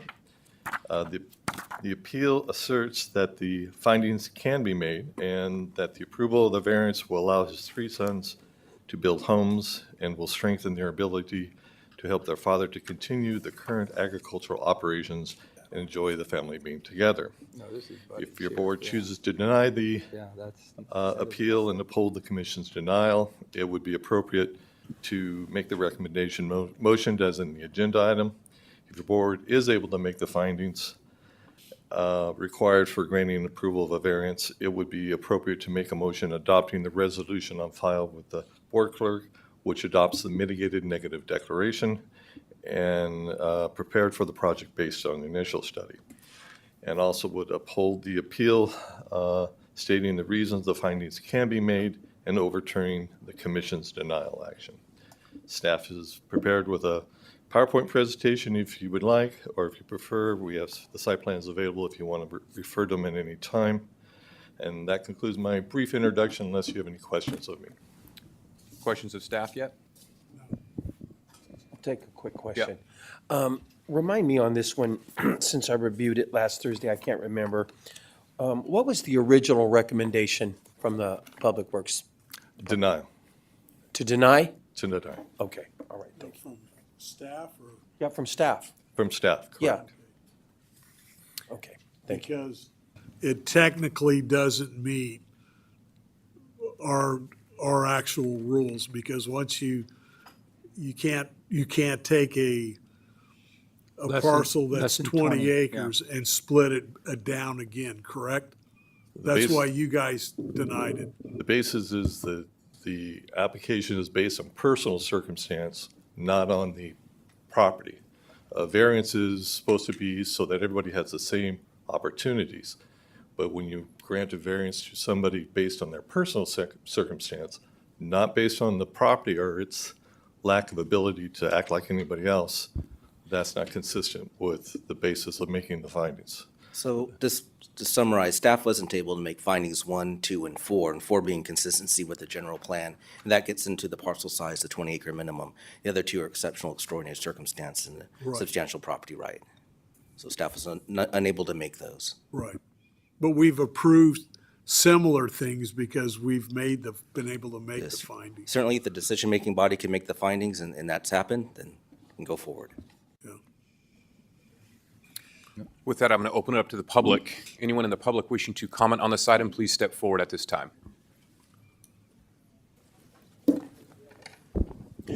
Mr. Chairman, board members, Jose Leon Barraza, representing Mr. Silvestre Arias and his 3 sons who are appealing the Planning Commission action on this matter on February 8, 2024.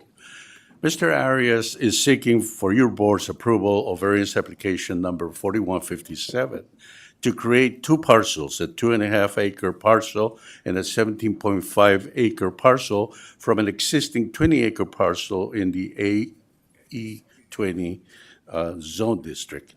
This project is located at 2255 South Temperance Avenue. Mr. Arias has lived at this property for the last 30 years, and his 3 boys who grew up at this site. Now as adults, they would like to build a home and be in the same vicinity where his father lives. And to me, that's beautiful. That doesn't happen very often. The children want to come back to you. They normally want to go away from you. They would like to build each one their own home and live adjacent to their father. Mr. Arias is a good neighbor who has shared his proposal with his neighbors within a 2-mile radius of his home. And for the record, you should have received 40 letters that were written by neighbors and folks that live close to the site and in Southeast Fresno. And those were submitted to the clerk. The name and address of each person appear at the bottom so you know where they're located in relation to the project site. Mr. Arias and his family would like to continue agricultural research on their entire 20 acres. Agricultural research doesn't happen in all the areas, so we disagree with staff that there isn't anything unique about this property. What there is research, and not every farmer conducts the experimental work that Mr. Arias does for the creation of new fruit tree varieties, which is, he learned that you must know of the contributions that the late John Garabedian and various universities in the Central Valley. Mr. Arias used to be an employee of Mr. John Garabedian, and he's now working for the Fowler Packing Company, still working with citrus, with different varieties of trees.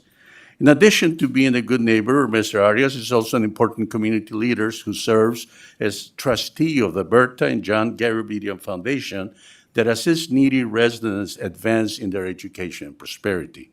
This year, he was awarded a special recognition by the Southeast Fresno Community Economic Development Association for his community work helping our youth in the Fresno region.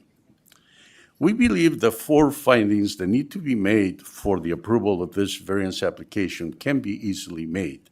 By the way, I work here, I didn't want to say it, but I worked 34 years for you, for the Board of Supervisors, and it's awesome to see you again. I've been already 12 years since I hadn't been here, and I think it will be hard to keep my tears here because I spent 34 years.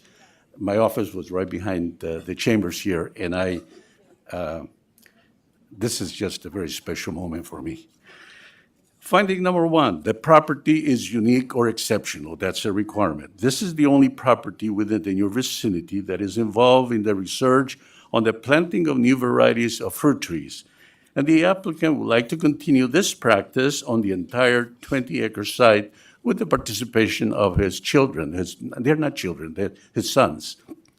Finding number two, a significant development right.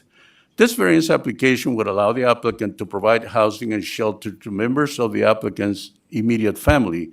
Within the immediate vicinity of this property, there are already a lot of parcels smaller than 20 acres between, in an area of between 5 to 10 miles. And they have separate homes and smaller parcels. The applicant is ready to already authorize. He's already by right authorized to have a second home. You know that on the 20-acre parcel. So he would like to split the property, so he would have the right to add 2 more homes to the property that could be built by his children or his sons. The applicant is also entitled to create a 2.5, I already pointed that out. And there's a procedure, it's called pre-application for certificate of compliance. When a property owner gives the property to his son. Staff told us that we could not use that procedure because the name of the children or the sons, it's already on the property title. And I think obviously that's something that should be clarified. You can continue. Thank you very much.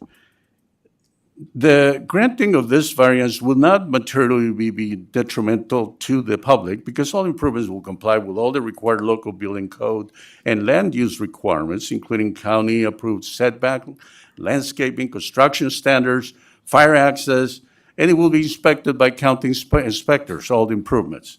And in fact, the fact that the applicant was able to obtain 40 letters of support, that doesn't happen very often. When you come before you, you typically get a lot of opposition. I don't think we have any opposition, but we'll see. But we have a lot of support because folks like Mr. Arias, and his proposal is intended to enhance the area. And by the way, item number 3 is actually the one that staff agrees with us. Finding number 4. There's a question whether this project complies with the general plan. And what happens there is the urbanization coming from the city of Fresno, it's already there. They already built a high school. Sanger Unified built a high school right very close to where this location is. A lot of growth is coming from the city of Fresno, and we think that the general plan at some point is going to have to reflect that evolving process of the growth, the urban growth coming from the city of Fresno. With that, I conclude my presentation, Mr. Chairman, and would be happy to answer any questions, but I'd like to have Mr. Arias address your board. Thank you. Thank you. Thank you, the board, Mr. Chairman. Like Jose was saying, I've been working on breeding varieties of stone fruit varieties and grapes for all my life. I've been farming for 53 years here in Fresno.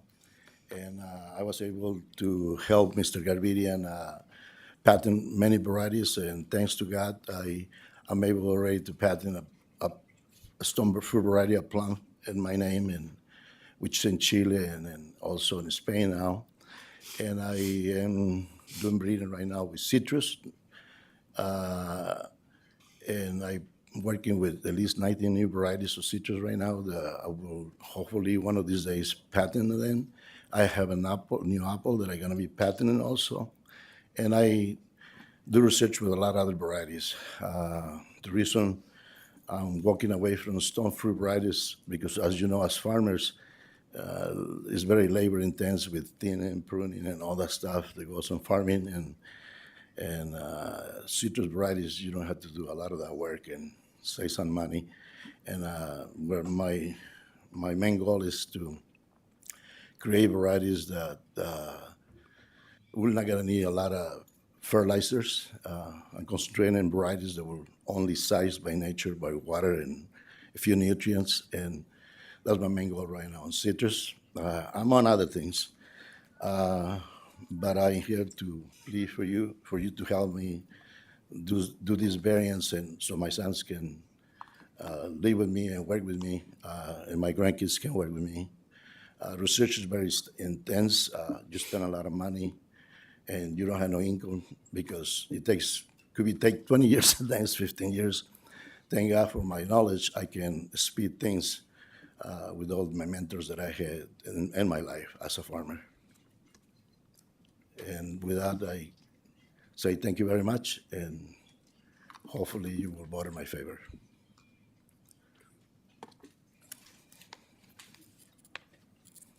This is my son's here. Very nice to Sorry. meet you all. All right, seeing no further public comment, we can bring it back to the board at this time. All right, thank you. I will close the public portion. Thank you for being here very much. Thank you very much. Buddy? I believe they made the findings. You're not going to contradict that, are you? No, they certainly cited some factors, proximity to the city, maybe factors not necessarily staff could consider, but certainly your board can consider that. They also mentioned the need to have family members working at the facility. There's some unusual farming activities on the site, so cited some factors that Right, certainly Thank you. it's your board's And, discretion. I don't see any opposition. I don't see any reason not to support this, so I make a motion that since they've made the 4 findings, we can do it with one motion? Yes. Yeah, Yes. so I'll make the motion to approve it. To approve the variance. Yeah. All right, we have a motion. Is there a second? I'll second. We have a motion and a second. All in favor signify by saying aye. Aye. All right, passes unanimously. We now move to item number 14, Board of Supervisor Committee reports and comments. All right, we're going to start with Supervisor Brandow. This was this was our comments? That the item Yes. we're on? I'm really not, because Supervisor Magzik already talked about the luncheon that we went to yesterday honoring courageous victims of crime in Fresno County that was run by our district attorney and her staff. It was a great presentation, and just amazing to hear some of the things that people go through to get justice. Thank you. Buddy? Well, me and Supervisor Magzik went to the Ledge Conference for the CSAC, and pretty interesting. I mean, there's some varied opinions there. So I'll let Supervisor Magzik, if he wants to opine on that. Maybe a little. When it gets to me. Yeah. Sal? Supervisor Pacheco? All right. So with that, there was, we had a panel talking about the benefits of Prop 47 reform. Found that very enlightening. And then also, too, we had a presentation from individuals that take a look at unfunded mandates that are put on counties. And we, in my opinion, our county needs to do a little bit better job identifying mandates that we have that are unfunded, because there's a lot that are out there. So it was a good time, but really appreciate Supervisor Mendez as the representative for Fresno County on the Urban County Caucus, and I'm the vice chair of the Finance Committee for California Association of Counties, so appreciate that. Also this week is the 110th Clovis Rodeo. Tomorrow is the Extreme Bowls, and then of course we have the annual parade, which is going to take place on Saturday, April 27th. So if you're looking for something to do with your family, please feel free to come out. On a sadder note, Barbara Goodwin, who headed up COG for a number of years, passed away recently, and I had the pleasure of going to Washington, D.C. with her on a number of occasions, working on local transportation projects, so I just wanted to share that publicly, but that's all that I have. We now move to item number 15, Board appointments. Supervisor Brandow? Supervisor Mendez? Supervisor Quintero? Supervisor. All right, and before we move on to item 16, which is going to be public presentations, I know that we've got a number of people here that are prepared to speak, but I'm going to ask for Goggin to actually speak first. And so, Bernice, if you can read this into the record, then we'll have Goggin come forward.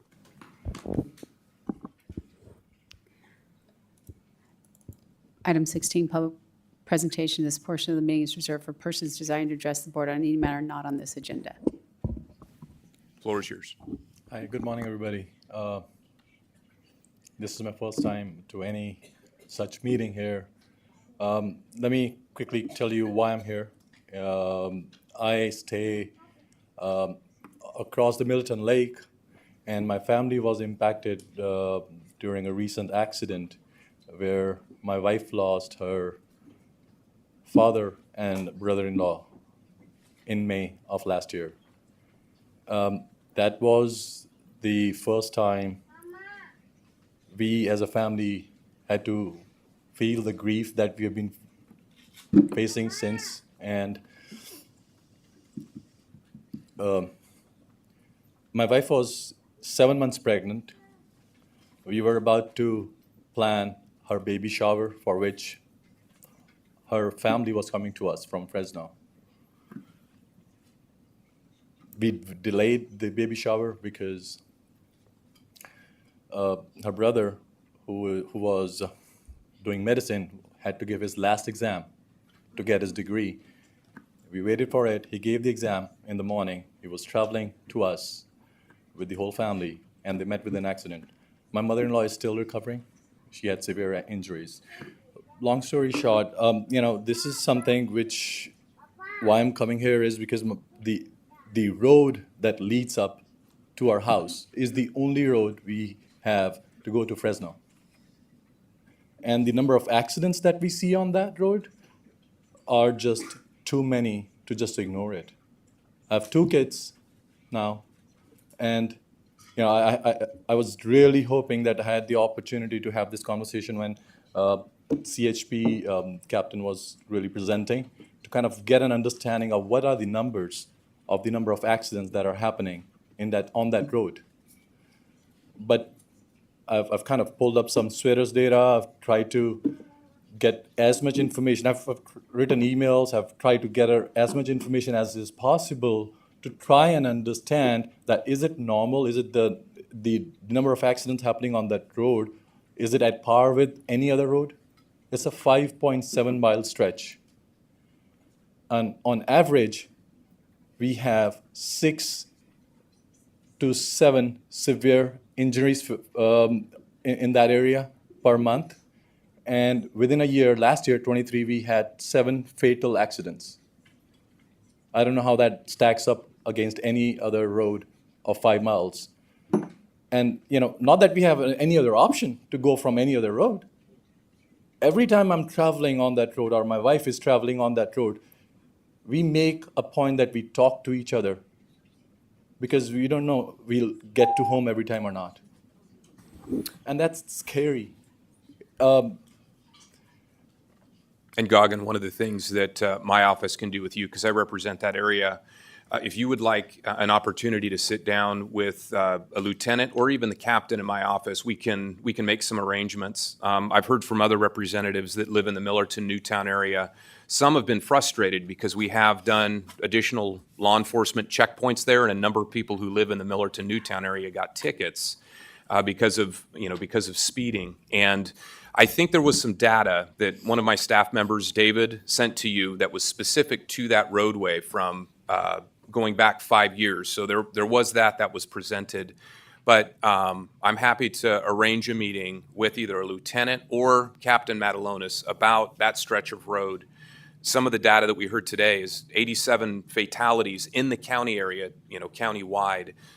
There are a lot of roads where there's a lot of accidents. And as I look at the data of what's driving those, speed, people under the influence, distracted driving, unsafe turns. He talked about the 5 most prevalent things which cause accidents. And I don't know how to fix that with drivers. And of course, the statistic where 26% of the accidents in the county involved unlicensed drivers. So if people aren't willing to follow the law, I think we need tougher laws. But your tragedy, what your family experienced last year, is unimaginable, and that is not lost on my office. And to the extent that my office can walk alongside with you as we can find ways to make that stretch of roadway more safe, I'm open to it. I think we've shared with you as well, there's a traffic circle right now, which we're in the process of engineering and getting funded. I do believe that will slow drivers down. That will be built there on Marina and Millerton Road. And we've been working on trying to widen that roadway too. So those are things that we definitely are working on. And I am invested in this because I'm on that roadway regularly on my bicycle. I'm one of the ones that rides that loop a couple times a week. But I can commit to you, I will continue to work with you, and if you want to meet with representatives of the Highway Patrol, I can make that happen. Sure, thank you so much. I do have one thing. I kind of heard everybody saying that, it's the information which is the key to anything. The information that I think might help is trying to understand. So there are two sections to the road. One is which starts from the casino, where the road has a median and is separated and is high speed. So we have 55 miles on that side of the road, reaches this curve, which is blocked by, because it's at a little bit of elevation, and then another 55 miles stretch. And it's maybe 200 meters this side and 200 meters this side. But I can't see a way any driver would really care to slow down to a point where he will worry about that curve. So my office will get together with you and we can chat about it, but I appreciate you being here and I need to get to other speakers as well, but I wanted you to go first because I know that you've been waiting, so I appreciate that. Thank you, Gagan. Thank you. All right, anyone else in the public wishing to comment on items not on the agenda, please step forward at this time. Sí, buenos días. Mi nombre es Ofelia Ochoa, de Organización Las Panchas, y vivo en la comunidad de Mendota. Good afternoon, I'm Ophelia, and I'm from Mendota, and I'm the organizer for the... Excuse me, for the record. Organización Las Panchas. Excuse me, we are taking up closed session public comment at this time. I just wanted to make that clear, so thank you. You're okay. I just wanted to make sure everybody knew this is closed session comment. So is there anyone wishing to comment on items that are not on the agenda? Now is the time to do that. Sí, es un tópico que no está en la agenda. Yeah, this is something that's on the agenda, Yeah, yes. thank you. Solo vengo en apoyo con mi amiga Karina, ya se va a presentar, pues a pedir el apoyo de nuestro supervisor Brian Pacheco. I'm coming to support my friend and for the support of Brian Pacheco. Buenas tardes, mi Good nombre es afternoon. Karina Beltrán. I'm Karina Beltrán. Actualmente formamos una organización no lucrativa. Actually, we formed an organization. Se llama La Granja de Fabián. It's called the Age of Fabián. Este proyecto es muy hermoso, This is a very beautiful project. ya que el enfoque principal serán los niños con necesidades especiales. And it focuses especially on children with special needs. Nuestra visión de nosotros es formar una granja Our vision is to form a bigger, donde los niños puedan tomar terapia. where the children can receive therapy. Sabemos que los animales son un método muy importante donde los niños puedan tomar la terapia. We know that animals are very helpful, that they can help with the therapy for the children.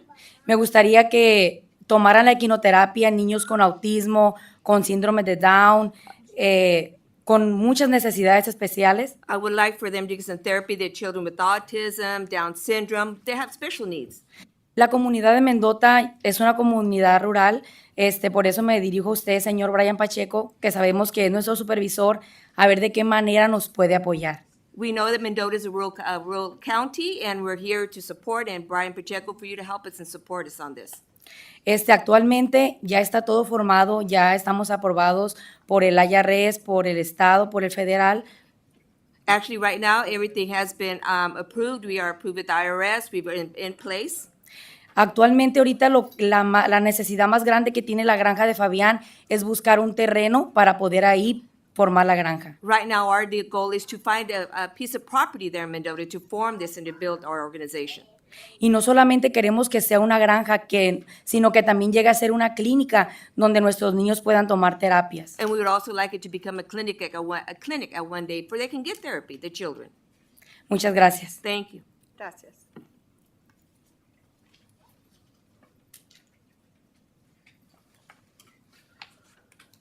Good morning.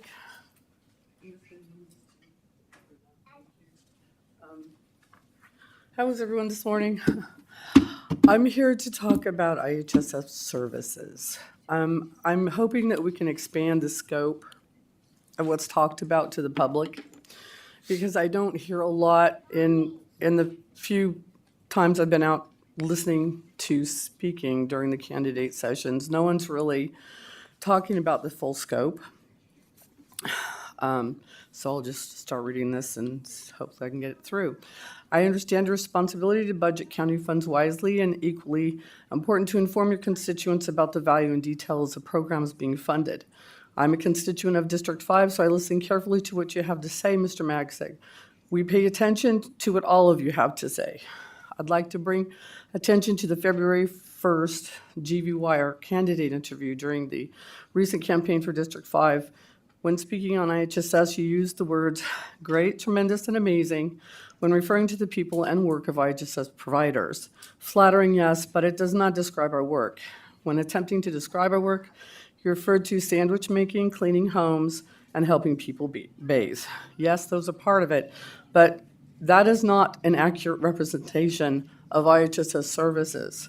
It's time to inform the public and describe our services accurately, recognizing the vital and essential nature of this program. People deserve to know why equitable wages and benefits are expected by providers. Recipients need providers to stay No, I on got the to stop job. you, because if we're going to be talking about wages or negotiating, that's going to be under closed I'm session. talking just about the services, okay? Initially, when individuals come in and they're accepted and they're being assessed, they're given a functional rating between a 1 and 6, 6 being the most needy.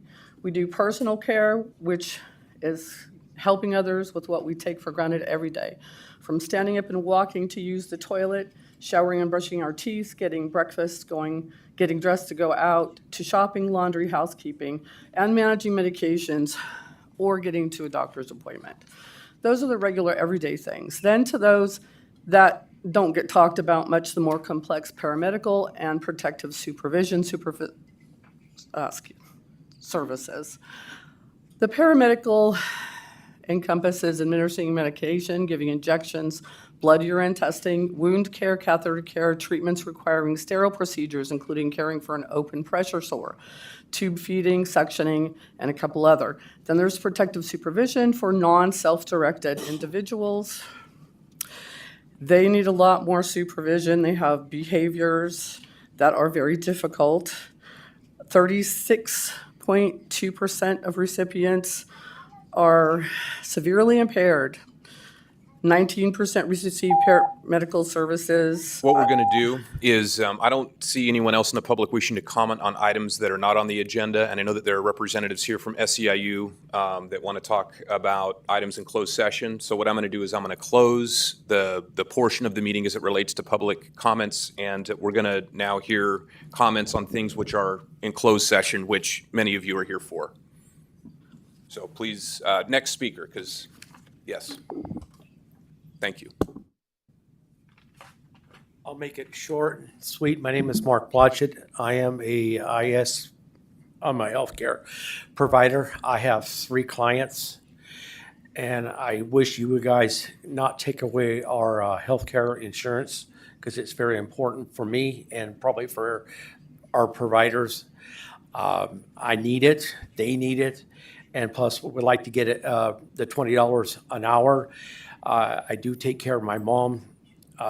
She has got Alzheimer's and dementia, and I've been doing this for like 24 years. And I know you guys got a pay raise of $20K, and I think it's time you guys consider us getting a raise. And plus, you guys pay into our the county pays into our healthcare of 85 cents per policy for our healthcare insurance. And I know you guys want to move that over to our wages. That's not going to cut it. And Medi-Cal, I make too much money for Medi-Cal. And for me to have insurance, it would cost me $1,300 a month just to keep Kaiser. And if I look into California healthcare, that's $1,100. And I just called the other day for Blue Cross. That's $1,200 a month just for me. I'm not married. I'm single, and I'm 63 years old. And if I did go to those companies, I would have a long waiting list just to get into their network, and I would have to give up 2 of my clients just to get on Medi-Cal, and I would take a big cut in pay. I wouldn't be able to pay my bills, and then co-pays for those insurance for my insulin and some of my other medications. They're like $300-400 out of my own pocket, and office visits, or would be tremendous. So I mean, I like Kaiser. Kaiser saved my life a few times. I've had 2 heart attacks. I've had 2 strokes, and I'm a diabetic. And this little patch for my diabetes, it's like over $2,000 every 3 months, and Kaiser pays for it, and I only have to pay like $80 copay. So I'm asking you, please, get this contract sealed and done and over with. This has been over a year, and so we can keep our health care and give us our $20 an hour, what we deserve, because we work. I'm like I said, I work 7 days a week. I don't get no days off. I haven't had a day off in 24 years. And I think this is about time. You guys got your raise. You guys get, you guys get health insurance, and you guys get your retirement. You guys get your vacation. So thanks. One thing I would ask, again, as people come up and speak, please don't clap, just come up and speak, share your information. We do appreciate all of you being here. Thank you. My name is Ronnie Lewis, and I've been an IHS's worker for 35 years. Look, it's not easy. It's very hard. You guys sit here. I listen to what's being said in the back, what you said. You're going to work with the other guy. Work with us. We at CIU, we got an important job. We don't just have a job where we have to go in and wipe up. We got to clean.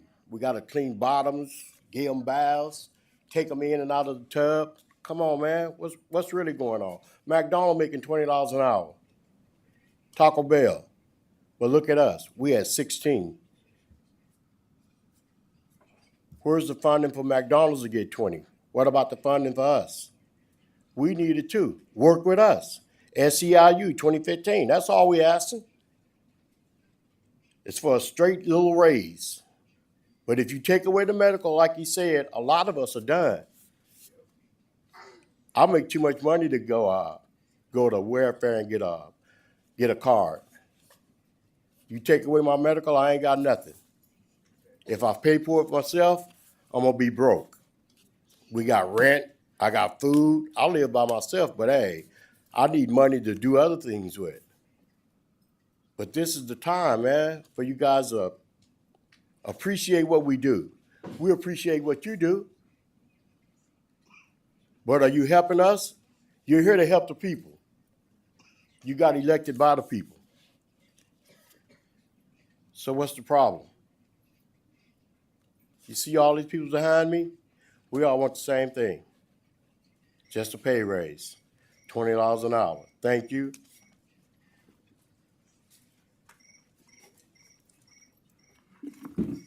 Good morning, members of the staff. My name is Arthur Diavola. I am a member of the In-Home Health Services for 10 years and still getting poverty wages. The program is to assist our Fresno senior citizens in their homes. By doing this, it reduces the cost of senior citizens in retirement homes, the cost of $1,000 a day and $30,000 a month. With these savings, all we ask is to be given competitive wages. As you know, food, gas, electricity, and inflation has gone up and made it very difficult to survive on poverty wages. Help us so we can help you in the care of our senior citizens of Fresno. They deserve it. This issue is not going away. If anything, it will get bigger because we are living longer. Thank you.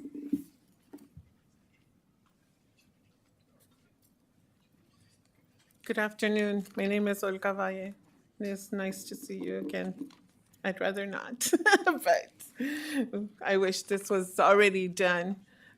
First of all, I'd like to thank God for sparing my daughter. She had her surgery, and everything came out so far so good. So she's healing from the brain tumor she has. And then I know you probably can't do this, but I want to thank each one of you that signed our last contract, each one of you, because if not for that, we would not have our health care. And because she is a care provider, she has Kaiser, and they did the utmost awesome job. We had to go to Sacramento to have her surgery. It is not, if not for you, we would not have this. So it is very important that you know that many of the care providers are working. We're not getting free money from the county. We work very hard for our money. It's not free. You know, you say we have options to our health care insurance. Yes, we have an option of Medi-Cal. But for Medi-Cal, you can only make like 1,500, something like that. I can't pay my rent and utilities with that. We need, and those people who are IHSS providers, they need health care. Because most of us are so sick, we should be on disability. We should be on welfare or other stuff. But we don't want that. I don't think you understand what that is. The options that we have, I think you should ask what the options we have. And if we could pay our monthly payments, our rent, utilities, and groceries with that before you make decisions. But I want to say thank you because we couldn't afford it. Before my daughter had the health care with IHSS, she couldn't afford her labs. She was on Covered California. Her labs were over $1,000, and she couldn't. So when she finally qualified after 2 years of being on the waiting list, because you guys only opened up 2,000 positions for our insurance, she finally got the labs she needed, and she found out she had that tumor. So if they would have got it before, would have been better. So please think about that. How many of us really qualify to be on welfare that we are not willing to be? So it is with you Olga. have the power to Olga, thank you. to fix that. We need our contract. We need our insurance. Olga, thank you. Thank you. Hello, my name's Janice Mercado. I'd like for you to think about our healthcare options. We have to be at poverty level to be qualified for Medi-Cal, and these are denials from Medi-Cal. Thank you.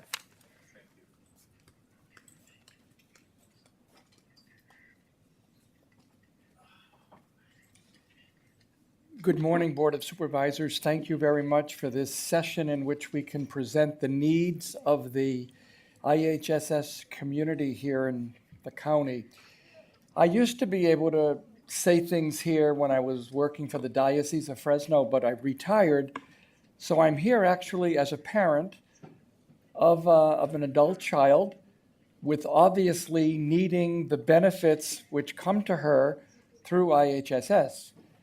There are many people whom, when you get to know what gets done for them and why the need is not just generic and it's just a number, they're individual people, not only those that are receiving the benefits, but those that are serving them, whether they be family members, relatives, or persons that are contracted to take care of people that have needs that cannot be met in any other way. You've heard over and over, and you are very sensitive to the fact that those who are ministering to the community that is in need are themselves under many, many financial limitations have also their own health issues, but because of their love for their work, they're able to commit to have either one or two persons that they are willing and at this point able to take care of. We all know the economy is very uneven. It's a really good economy for those for whom the economy works. There are millions of people that should be grateful for how well things are going, but there are many other millions who are not receiving the equal share of what is our robust economy. Budgets are hard. Numbers are hard to make happen for those that need it. But please, knowing how little it would take to have the Fresno County Board of Supervisors commit to honoring a generous contract to IHSS, it would be so important. And the benefits would be not only that you would know that you have done the moral best by your constituents, but you've also done something that might be hard. It might be that something else can't happen, but that this is overdue, and we thank you for once again committing to do the right thing. Thank you very much. Seeing no further public comment, I'm going to close the public portion, and I appreciate the comments here today. Is there anything we need to report out from closed session? Yes, Supervisor Magsig, we do expect to have at least one announcement out of closed session, so we'll have to return following closed session for that announcement. All right. With that update, we are going to adjourn into closed session, and then we will report back out as soon as we are done. Thank you for being here.